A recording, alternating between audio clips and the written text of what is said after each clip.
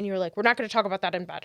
Yeah. But you squash it. So I think you do a good job at being intentional about not hitting a topic that could lead us somewhere. So whether it's a date night or like in bed, I think. And I is think another those are good one. two really important ones.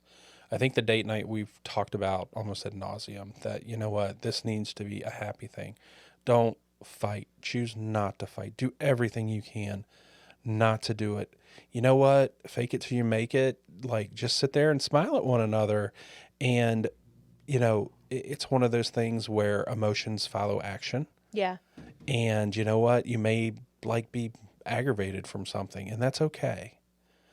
But just showing up and showing your spouse that, you know what, I might be aggravated about something, but I care about our relationship and I want to work in the And- proper direction, and I want us to grow closer to each other, and I care about you and I want to know more about you. And listen. And listen, yeah. Because I don't know if, like, I try, I don't know if you notice, but you know how sometimes I have a hard time focusing Yes.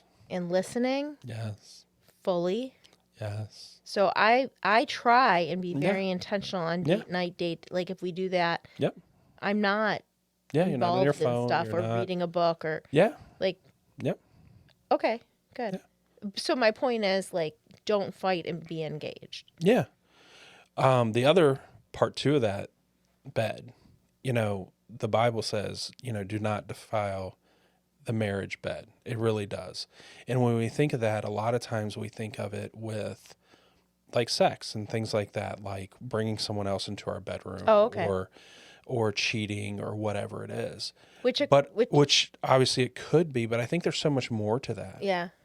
And I think one of the ways that we often defile it, actually there's a few, but one of the ways we often defile it is by bringing that animosity, bringing an argument into good. bed, Yeah. bringing things there that are not going to bring you together. They're actually going to drive you apart. Mm-hmm. And that's one of them. Another one that we changed in the Lenten season was the TV. We unplugged the TV in our bedroom.